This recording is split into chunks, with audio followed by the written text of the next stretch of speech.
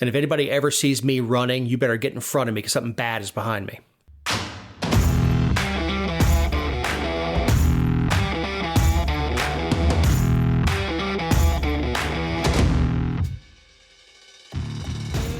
The Georgia Virtue presents the Let Me Tell You Why You're Wrong podcast.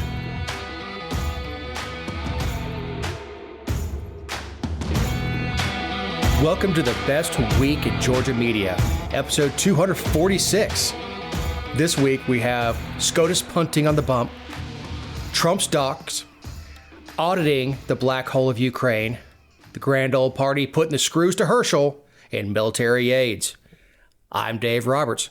With me is my partner in this endeavor, writer, journalist, owner of the GeorgiaVirtue.com, and most importantly, dog mom Jessica Szilagyi. I feel like you were particularly excited about that putting the screws to Herschel part. Oh, was I? It sounded like you really had a lot of emotion behind that.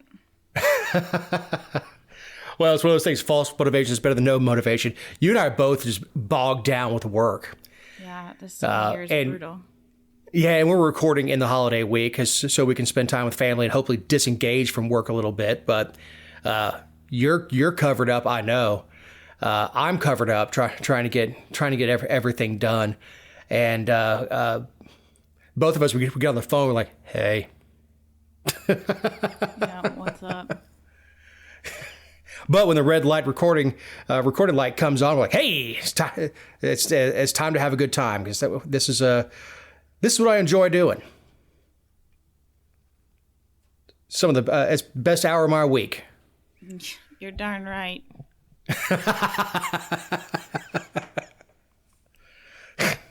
So I can sit here and get abused by you. Mm-hmm.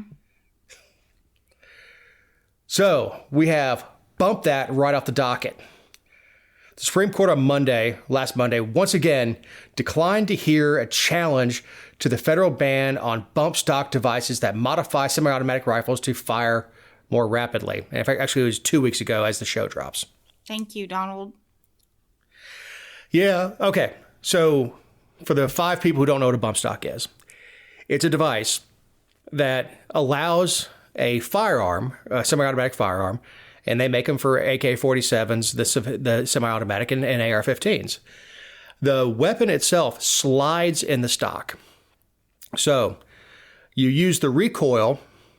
The recoil pushes the weapon back, an inch or whatever it is, and you use your supportive hand, the hand that's not on the trigger, and you push forward on it. And what it does is it literally bumps back and forth in the stock, and your finger stays fixed, but you are pulling the trigger.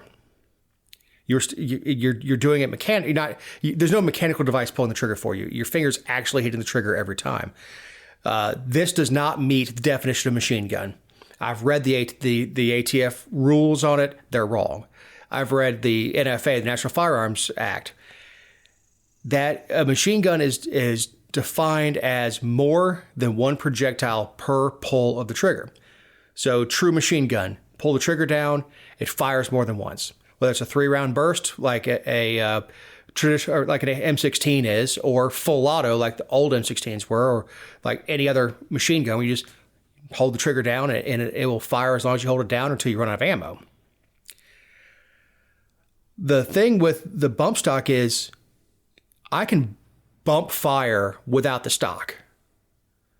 There's several different ways to do it. One of which is to take your belt loop, you hold it obviously hold it at your hip, depending on how high you wear your belt line, and you take your belt loop through it, and then you push forward on the weapon, and it does the same thing. The belt loop stays in position. Again, if they're going to call this bump stock a machine gun, then doing that makes it a machine gun. And the fact is, the ATF ruled, thank you, Donald Trump, that the stock itself is a machine gun with no gun attached. Now, there are other devices that are considered machine guns that are not complete guns, one of which is called a lightning link. It's a little piece of metal. I like to call it tin. It's very thin, about the thickness of an aluminum can. And it sits in there, and what it does is it it automatically it doesn't allow the hammer to stay back. So once you pull the trigger once, it keeps firing. There are several things that are considered machine guns that are components, and those are components that go into a gun. And actually, when you pull the trigger once, it fires more than one projectile. This was an overreaction by the Trump administration to the Las Vegas shooting. Right. It's infuriating, and when especially when Donald Trump was on the stump and saying your Second Amendment rights are safe with me. Evidently not. I mean, I know you had to destroy a bunch of bump stocks when this came down. well, I would have, but they were all already lost in a boating accident. Exactly. You know, that's the other thing. When the 1986 law came down, thanks Reagan, prohibiting sales of machine guns, even ones that you pay to register, going forward, you couldn't buy them. But all those that existed before were grandfathered in. Same thing happened with the 92 assault weapons ban. Anything that you had before that, we would call pre-ban, post ex facto, or ex post facto, whatever it is. I speak no Latin. It was legal when I bought it. It was, and therefore it should not be mandated to be destroyed. ATF with the bump stocks, even especially with slide fire, even issued a letter saying this is not a machine gun. So not only did Donald Trump throw that out the window, he also put companies like Slide Fire out of business. And this precedent is one that we can't undo. Yeah, SCOTUS won't even hear it. Thanks. I don't know if that's Roberts that's making that decision. Which, you know, I'm not happy with Roberts. I've said many times on the show, I've asked him to stop using my last name. Pick anyone he wants. Just stop using Roberts. It's embarrassing.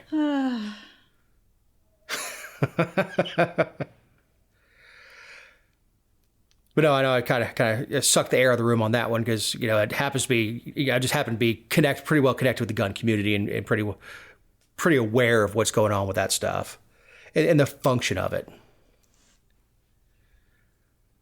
By the way, he wants to be your 2024 candidate. Are you excited?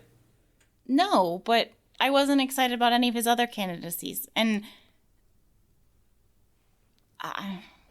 you know, you can think that, well, I don't, it's not a short conversation. It never is with Donald Trump. But I just, he's not,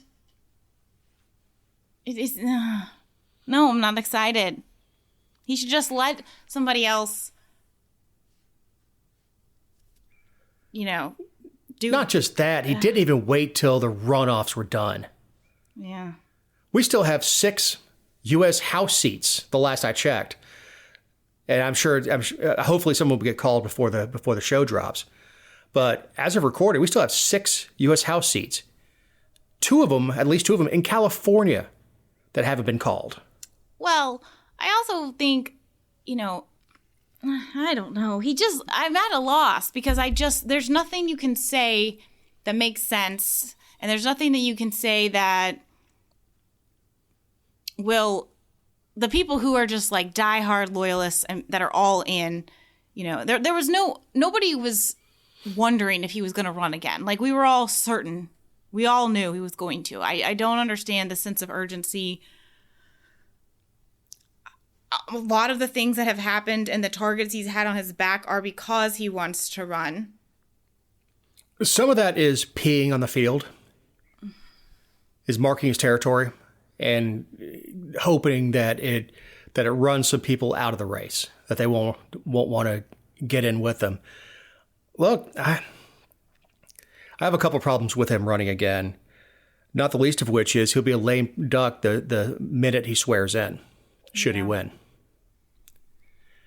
is, very you know, if you, and I keep throwing the name DeSantis around, and who knows what's going to happen in a year before it's really time to start working on that. He's a year early on it, a year.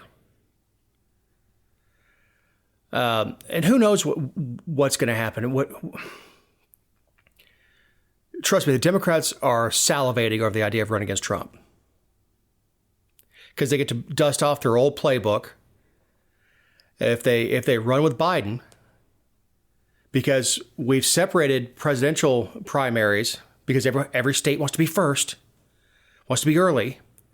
We separated the presidential primary from our other primaries.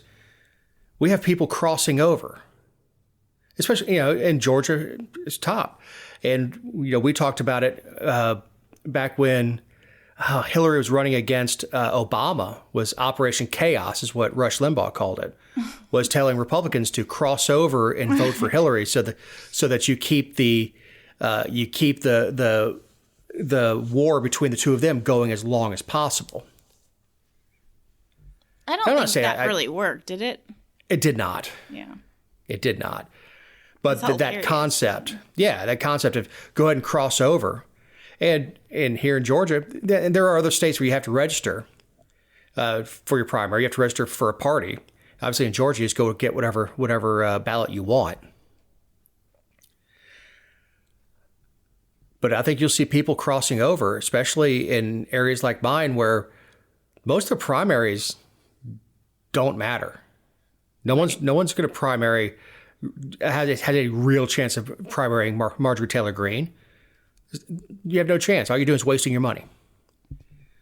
Marcus Flowers, who ran against her, I can't remember what we said. It was 20 points or whatever. All he did was waste money. He was never going to beat her. So in districts like that, where Democrats really have nothing to lose, they might cross over and go ahead and vote Trump because that's what they want to run against. And I'm not saying I disliked all his policies. Obviously, the bump stock pisses me off, but my investment accounts looked a lot better under Trump than they do under Biden.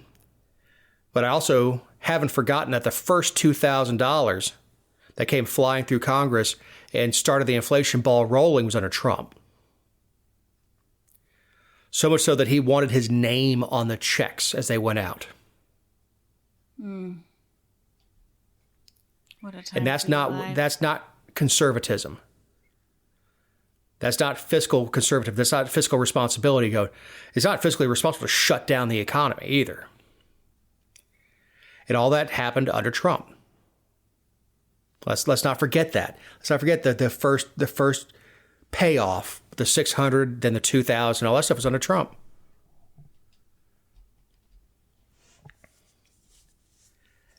And that's what got the inflation rolling. Now, true, the Biden administration didn't help, and certainly threw gasoline on that fire, but the initial spark was under the Trump administration, under Republican Congress. It's a shame. Speaking of, Donnie, he says documents transformed from government documents to personal documents when he took them. I thought this was freaking hilarious. I mean, so I had this thought all along, honestly, when the story about him taking the documents back to his Mar-a-Lago home, it crossed my mind that he might not have been authorized to make copies and take the documents, but they are his copies. Like, it's not like he took an actual artifact, like something from, like a cannonball from the Revolutionary War, and there's only one of them. Like, he didn't take... All of a sudden, Trump is Nick Cage. He's stealing the Declaration of Independence. Exactly. It would still be less worse. But it's not like he was taking something that, like, cannot be made over again. He did make, from my understanding, he took copies of something, and while he might not have been authorized to make those copies, and he might not have been authorized to remove those copies, I kind of agree that they are his copies, Well, he had, sitting president, has the authority to declassify information. Right. So the standing practice has been documents become declassified when the outgoing president takes them. It's a strange situation. It only applies to POTUS in this, that when he got on the helicopter, still as president, he was authorized to have those copies. And I guess they were reclassified the minute Biden came in. I don't know. You know, it's a ridiculous argument. I think it could have been handled like gentlemen. And it was at first like, hey, we need to come in and see what you got. Okay, come on in. Let's discuss what we got. This belongs in the archives. Okay, well, let's make a copy of it. You take the original. And it's not like he's got launch codes sitting around. Of course, the media made it sound like it was much worse than it is. A lot of these are personal documents, personal notes, things. And true, everything you do as President of the United States, the originals go to the archives, whether it's a handwritten note from a leader of another country saying, hey, thank you for the nice dinner. That's an official document. It doesn't mean that the outgoing president should be able to take a copy of it and keep it in his library. It's just a ridiculous thing, argument to be having. But the legal maneuvering and the mental gymnastics they're going through to say they transformed from government documents to personal documents the minute he took them out of the White House. It's a strategy. I don't know if it's the best strategy. Yeah. And I don't know what the end goal here is. Is it to hit him with a, D-class felony, do no time, and now he can't run again? I don't know. Just there's a venom for Trump that we haven't seen with other politicians. Well, are we? I mean, not that it doesn't really matter right now, but I do wonder, like, are we certain no other president has ever taken these things? I'm certain it's to the contrary. Yeah, right. I feel like, I think a lot of them take that stuff and they use it to write their books. They put them in their libraries. I have a hard time believing he's the only person to take copies of documents with them. Now, again, these are not top secret battle plans for the defense of Europe in the case of a Russian invasion. These are not the documents he was taking. Obviously, I can't say exactly what they are, but a lot of them are personal things, personal notes. I feel it's kind of like in banking, when you would leave one bank for another, before you turn your notice in, you'd go to the copy machine and make copies of all your client files. So you have contact information, all that stuff to take with you before you turn your notice in. You go and take those and put them in your car, and then go in and quit, so that you have phone numbers and addresses to contact your existing clients to bring them over to the new bank with you. Right. Is it wrong? Of course. Is it done? Every day. Every day. Anybody who has had a banker call them and say, hey, I'm no longer at X bank, I'm at Y bank, and this is my phone number. You can always call me if you need anything. Here you go. It happens all the time. That's why a lot of banks now have you sign a non-compete, which is almost unenforceable in Georgia, by the way. It is. Some people learn that the hard way. But yeah, I wish he would have given us some time, or they would have given us some time to, even Obama went away. He was present. I mean, if he needed to show up and campaign for somebody, he would. But he wasn't on the news every damn day. It's just, there's a fatigue that goes along with that. Because after almost 2 years of campaign before, 4 years of presidency, and 2 years since he's left, and now we're having another 2 years. I mean, it's going to be a decade of hearing nothing but Trump, and there's a fatigue that goes along with that. And I know it's one of the reasons you hate national politics. It is. I honestly can't remember if we've talked about it on the show or not, but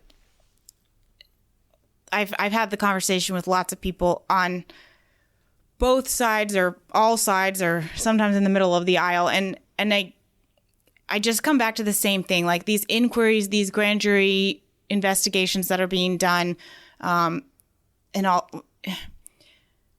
We are almost at the 2-year mark. When the show drops, we will be about 30 days from the 2-year mark of him leaving office and this firestorm starting. And I don't know why or what we can gain. Whether you think he is the worst person to ever grace the political stage or you think he hung the moon, I don't know what can truly be, achieved. Right. I mean, and he truly is polarized because there are people, and I don't even remember this with Clinton, or there were people who worshipped Obama. I've been in houses where they had like pictures of Obama up on the wall and stuff, and I was like, man, that's weird. I mean, I've supported a lot of politicians in my life. I've never put like a mural on the wall to them because they were all fallible. But as far as the huge public outcry, I don't remember people hating Obama. Most people would tell you like, no, if Barack and I got in a room and between a couple of beers, we'd get along fine. I disagree with him on politics, but we'd probably get along fine. Same thing with Clinton. Clinton would be, especially back in the 90s, would have been cool to hang out with because there'd be chicks around.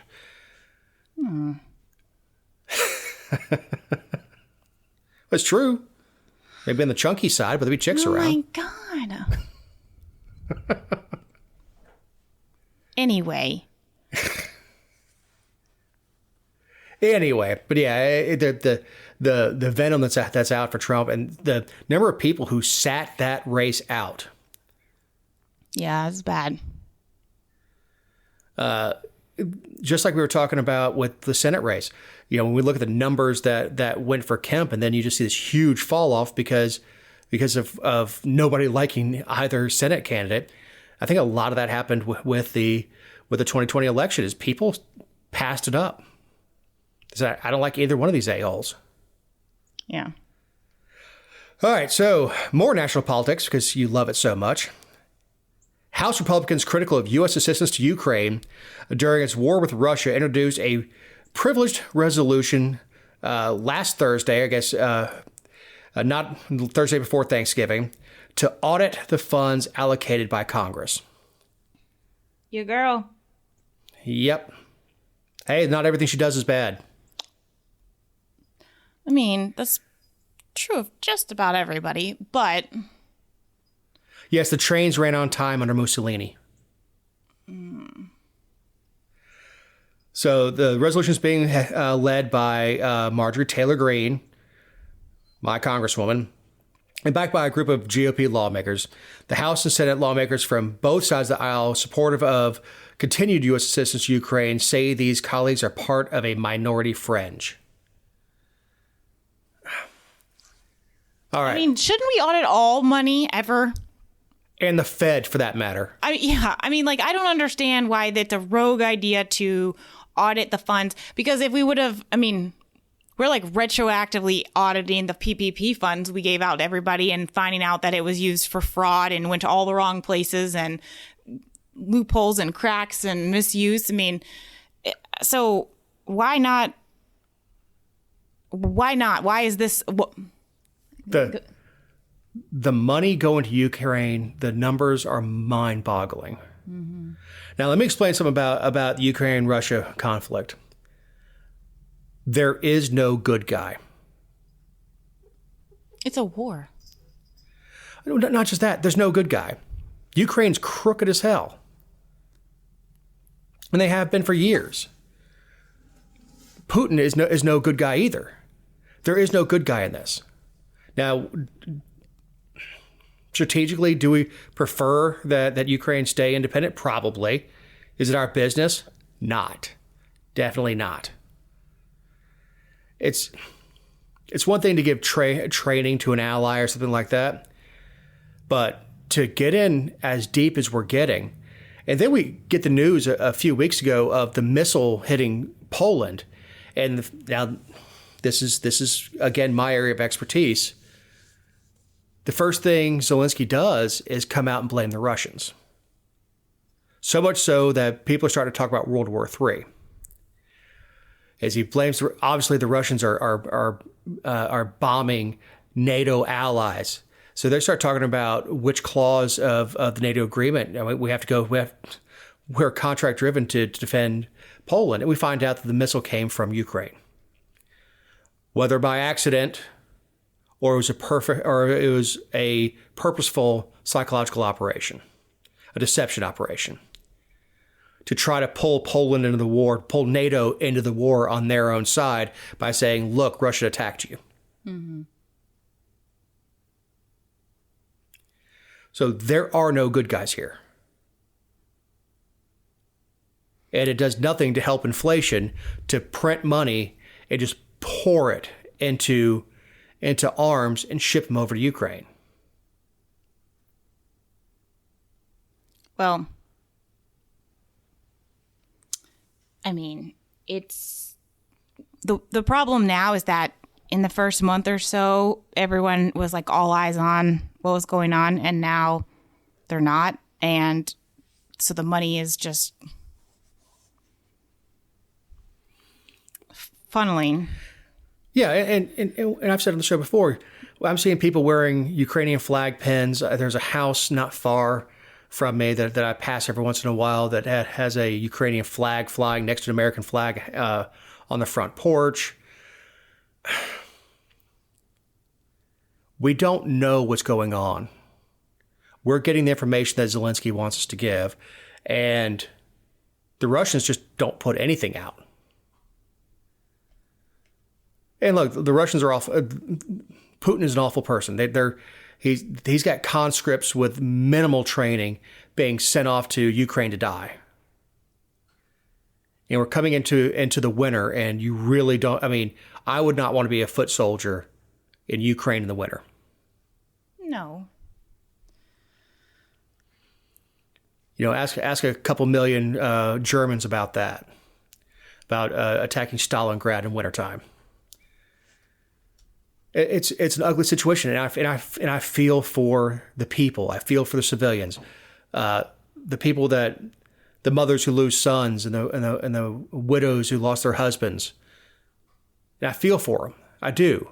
War's a horrible thing.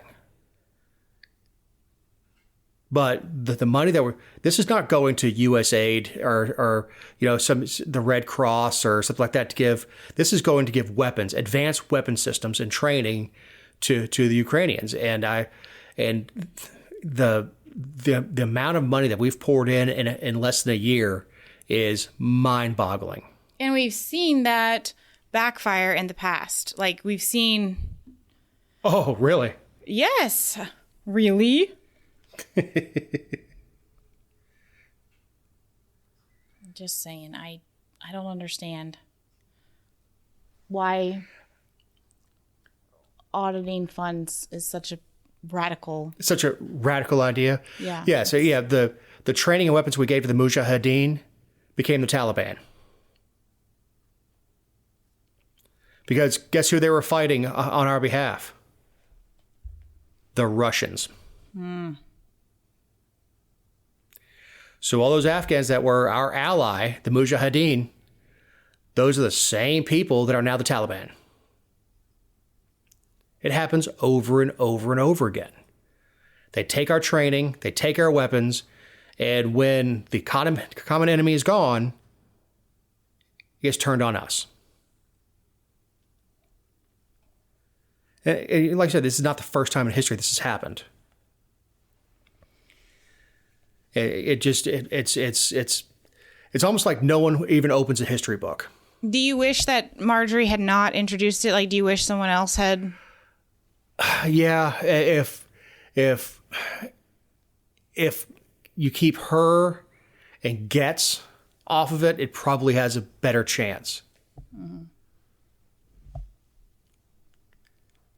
And you know, it has a better chance in January. At this point, she's dropping a bill to do this. That's not going to go anywhere. I mean, we're mid-November, end of November, going into December. And we're a month away from a new Congress. So the bill would have to be introduced again. So this, I get the desire to do it, but we are so close to seating the new Congress that we can actually have hearings and audits and all that stuff if the Republicans want to do that. But yes, that's one of those bills that we talk about all the time, especially with Georgia politics, that I appreciate your help, but it'd be better if you keep your name off of it. Mm-hmm. Because as soon as you put her name on it, it's a fringe group. But this is a good time to remind you that these are our opinions and not those of anyone not on the show or any respective company for which we may work, own, or otherwise associate ourselves with on a regular or irregular basis. Also, you can find other episodes and relevant stories over at georgiavirtue.com. Jessica, it's time for the Mule of the Week. The Mule of the Week this week is the Crossroads Chronicle newspaper in Emmanuel County, which is Swainsboro, Twin City, Stillmore, Adrian, Oak Park, all these cities that you've heard me talk about before in Emmanuel County on I-16 as you're headed to Savannah. Crossroads Chronicle. They are a print publication. They also have an online presence, Facebook page, all that jazz. And this past week, they had an article that was identical to an article that I wrote because they stole it. My article, we actually talked about it on the show last week about the Judicial Qualifications Commission charging Judge Reeves, who is in Emmanuel County, with, or in that circuit, with the 56 counts of, or 58, I can't remember, but whatever. They copied it word for word, stole my graphic, didn't give me credit for my name, and like totally stole my thunder in the region for it, and were crickets when I confronted them about it. So they are the Mule of the Week, and I wouldn't be upset if you went to their Facebook page and, you know, trolled them. Just make sure it's the one in Swainsboro and not the one in North Carolina. Yeah, that'd be awful. Thieves. I hate a thief. Yeah, and I did put a GIF up on their thing, yelling thief. And you had a decent number of trolls hop on that. I guarantee you that they're deleting comments. Perhaps. But you know damn well you didn't produce it. I mean, look, even down to the graphic. And this is not a one-line story that you wrote. I mean, it was an in-depth, deep dive into this judge and what the charges were. And you spent hours scouring through information. Well, it really... And theft... Go ahead. So theft is theft. And theft of intellectual property is theft. Yes. And it bothered me most because of the sheer amount of time that I took in. And somebody made like the jerk comment about, well, if you really care about, you know, getting the information out there, you won't care who gets the credit. And I was like, well, it's not really about getting credit specifically like, oh, good job, Jessica. It's about the credit for the clout of the georgiavirtue.com. And I mean, we make money off of advertising and analytics and everything else. And doing this job is not a hobby. It is a job that takes time and money to do. So when somebody else claims the glory for that, it harms us. So it's not about the credit from the, like, oh, did you see what Jessica wrote? It's the credit of, oh, here's the return on and the investment of time and work and the work product. And also that it's theft, but there's more to it than that. So mules, big fat mules. And this is your living. It is. you're a journalist and this is your living. And when someone plagiarizes your hard work, and I don't care if it took you 10 hours or it took you 10 minutes, it's still your work. And the same thing that would get you thrown out of school for doing can get you sued in real life. Mm-hmm. It's true. And it's a jackass thing to do. Hence the Mule of the Week. And the thing is that when they act like, I saw someone put, but isn't it true? It doesn't matter. And when they did finally get goaded into putting the Georgia Virtue up there, the link was either unclickable or it took you back around to their story on it. So it never linked back to the Georgia Virtue. Correct. That is correct. Mules. And when we pull stories, even on the show, I try to give credit. Hey, this is off of this is off of Reason, or this is off of AP, or this is off of New York Times, whatever it is. We do our best, especially if we're going to quote the article directly, even on our little show. And it's not about money; it's about the right thing to do. Right. Writers are their product. And if you've actually taken the time to, build a reputation on a certain type of content and a certain way of doing things, then yeah, you're going to be mad when someone steals it. Thieves. Absolutely. It is theft. And it shows they have no journalistic integrity or any integrity as a person. Like, you don't have a soul. You just go and steal somebody's work like that. You don't have a soul. Oh, gosh. So we have frustration over the Republican Party fundraising efforts that puts Herschel against the good old GOP. Yeah, they did him dirty. Yeah, they did. So we've got different Republican groups from all over the country that are making phone calls, talking about winning the Senate, getting Herschel into office, and using his name, using his race, and raising money. And they keep a small commission to do that of 90%. Yes, freaking. So when I saw the headline, it was like, well, I saw some people sharing about how there's a need to donate directly to Herschel. And I saw this right after November 8th, I saw some Republicans talking about this. And I'm like, okay, well, I understand. You want to stack his accounts, whatever. Well, I kept seeing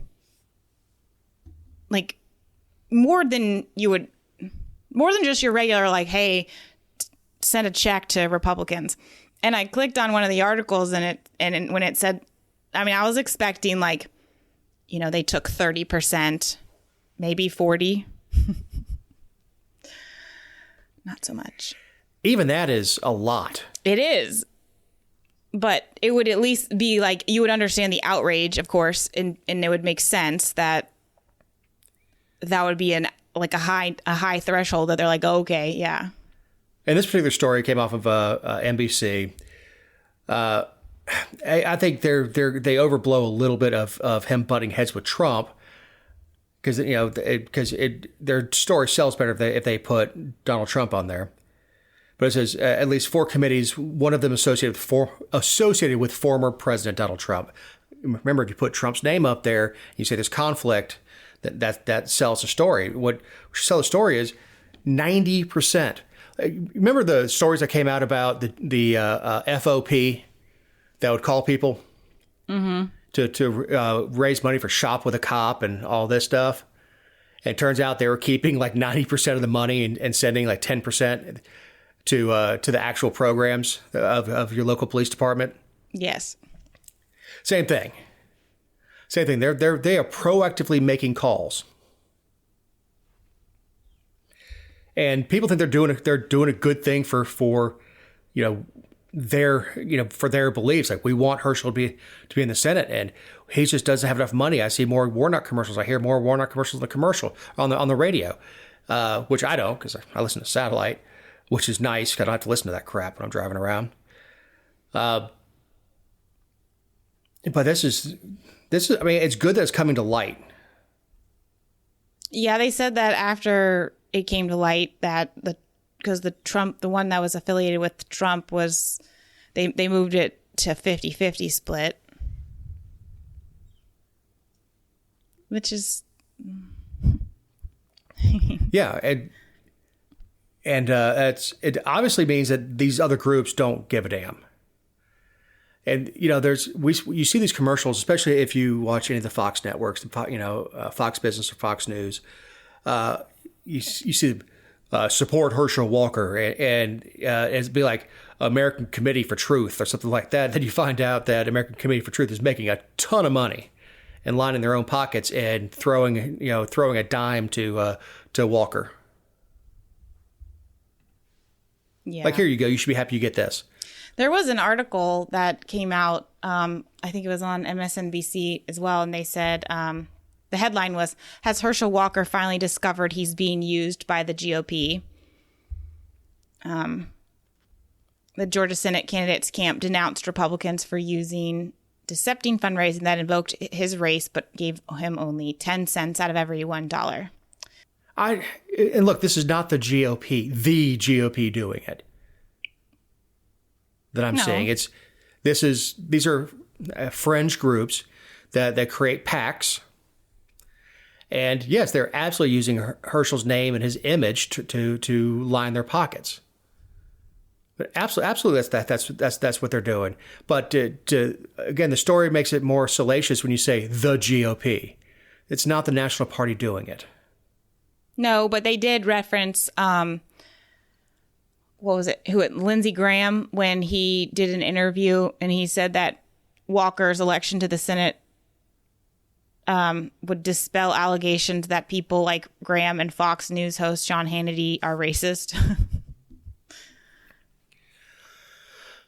Does it? Okay. I didn't think of Lindsey Graham being racist one way or the other, nor Sean Hannity for that matter, one way or the other. Yeah, that's true. But that's the political equivalent of being, I can't be racist, I have a black friend. Mm-hmm. No, you absolutely can be. Right. I mean, you absolutely can have a black friend and be a racist. You absolutely can. It's a stupid thing to say, but in defense of the notion, you can't prove a negative. You can't prove you're not racist. I don't care if you join the NAACP. You can't prove you're not. And it's one of those things that someone could, once they accuse you of it, that's it. I mean, they don't have to prove you are, and you can't prove you're not. They just saying it's enough. Right. But that's really, that's, oh God, if they help get Herschel elected, they're not racist. No. It's almost like they picked Herschel because of identity politics. And look, Herschel has got everything on his side. He's still flailing. He has the most recognizable name in the state of Georgia. It still couldn't take Warnock. Well, yeah. There's problems with Herschel, and it's a Herschel problem. He does have Herschel problems. So the LGBTQXYZ advocacy group sues the Pentagon and Army over ban on HIV positive recruits. I felt like you were really going to love this story.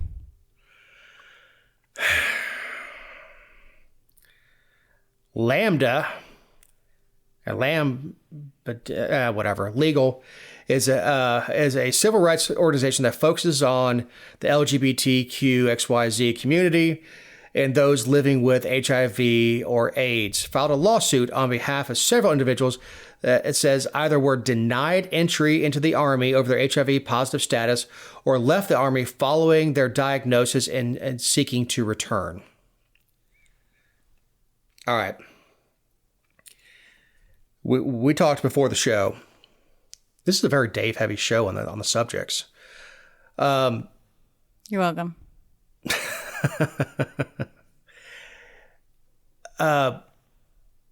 You can live a very long, very expensive, but very long life now with HIV. Whether it was a Rinvoq,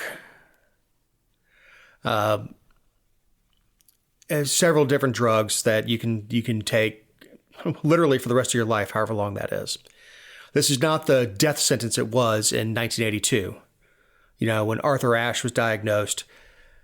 Hell, Magic Johnson's still with us. South Park even did an episode where they started testing Magic to find out what his cure for HIV was. Turns out it was money. All right. In the Army, we handle blood. Mm-hmm.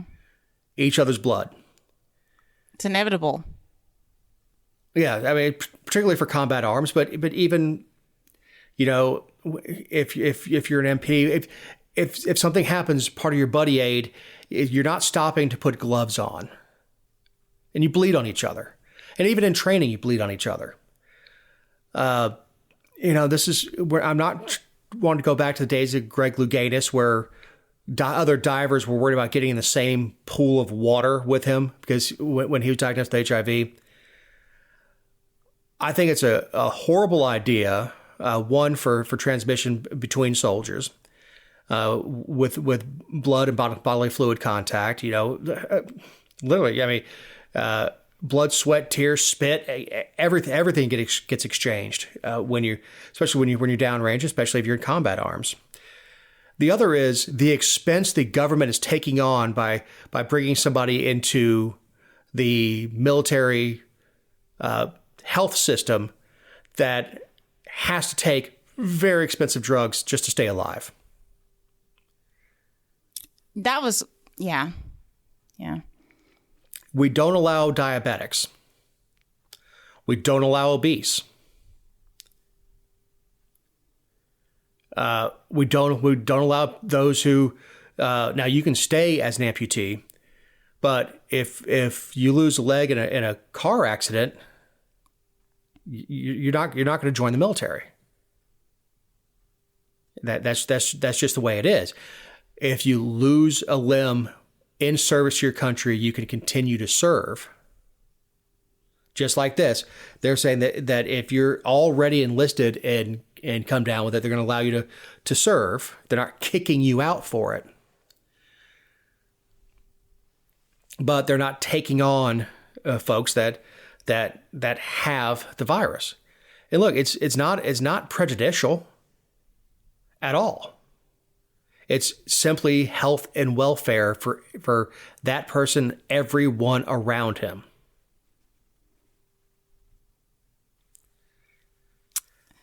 I don't know how the military says that while also saying, we're working to reduce the stigma.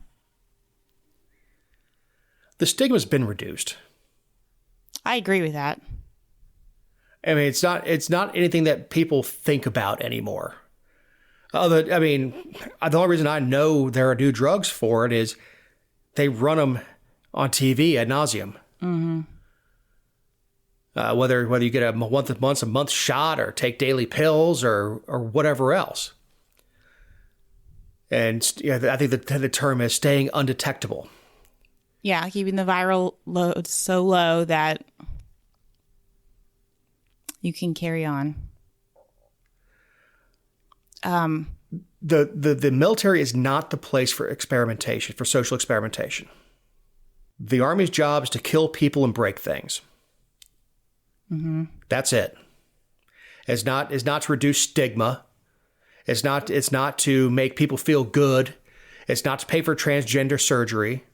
It's to kill people and break things. If any new policy enacted in the DoD should be, does it make our force more lethal? Yes or no? The answer is no. Scrap it.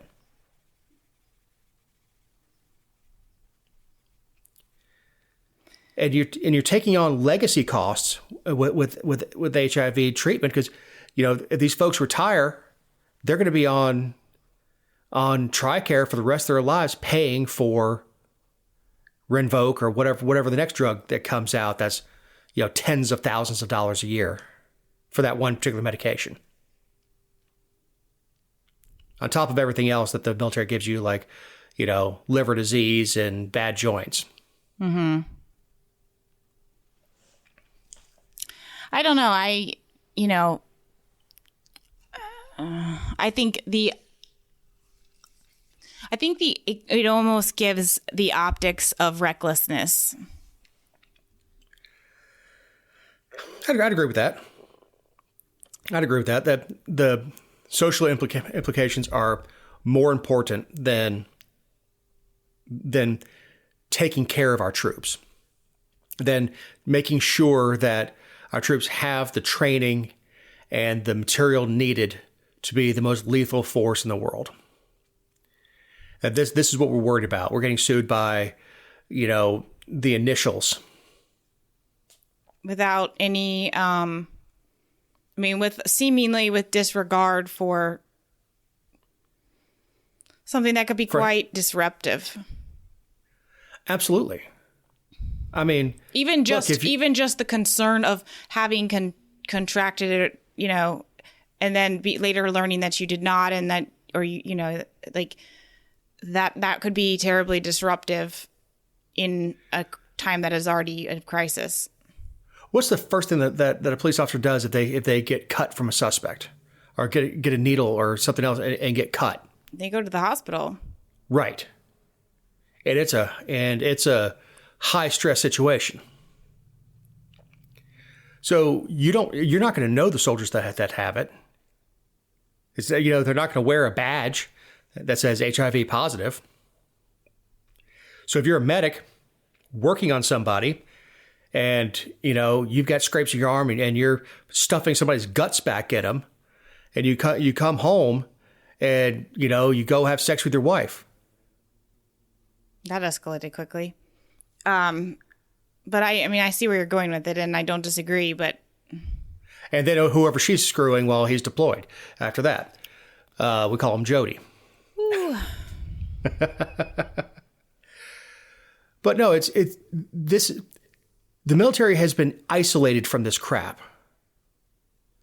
And we were allowed to have certain standards, but it doesn't stop here. It doesn't stop with don't ask, don't tell.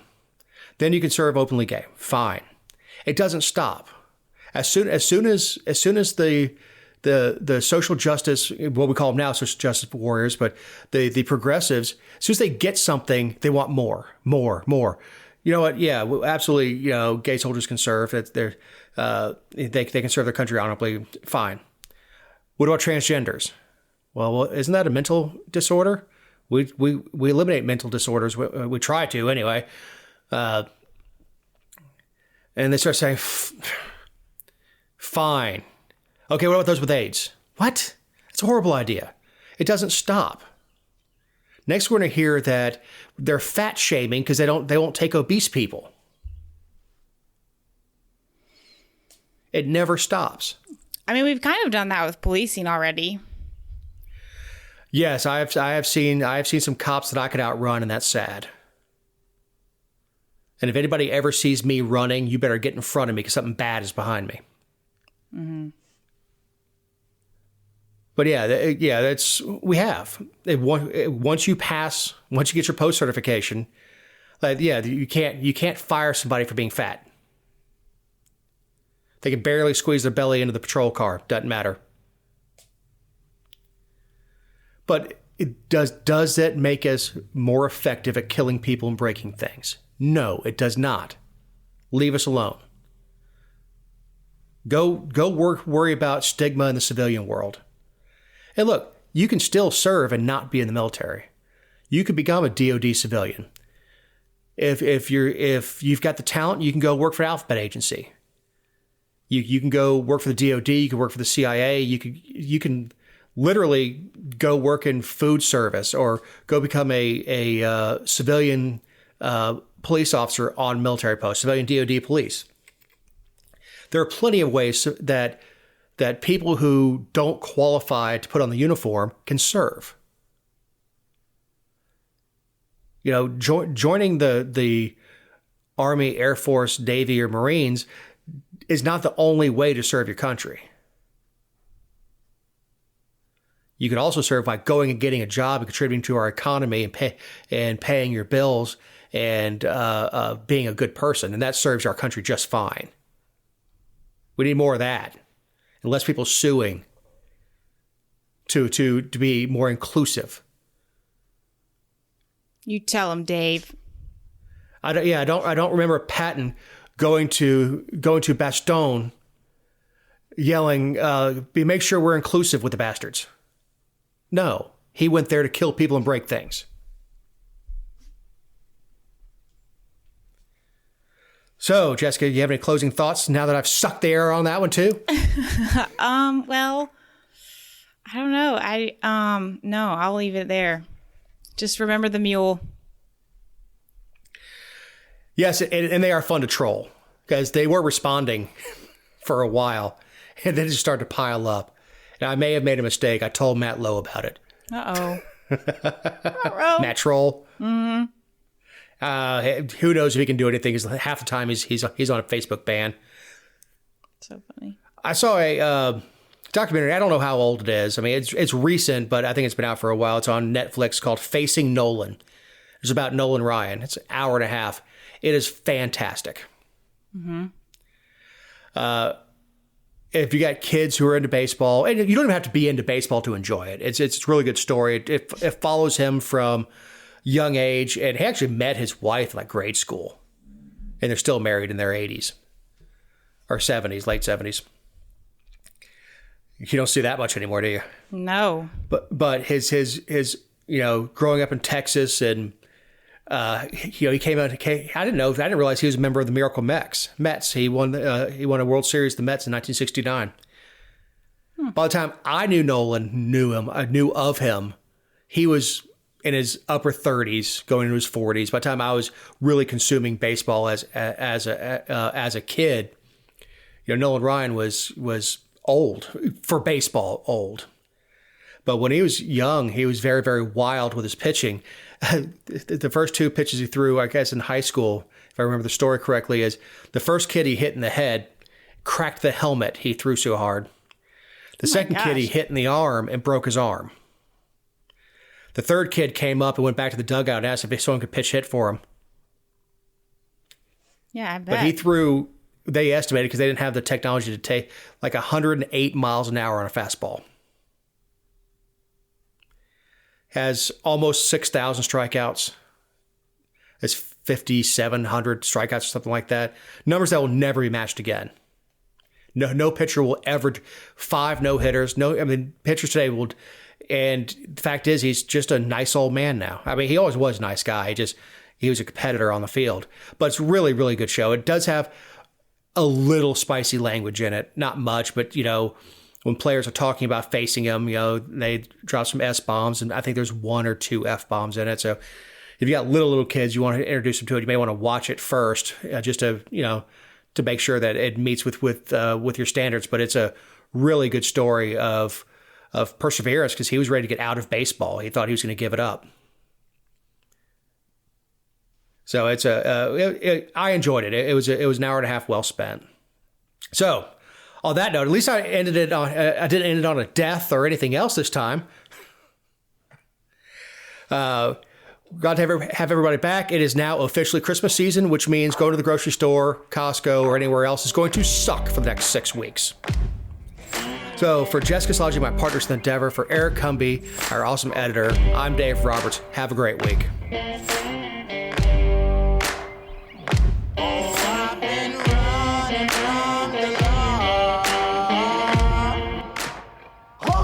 Shoot me down soon. They sing on a sleepless night. Try to catch me howling at the moon.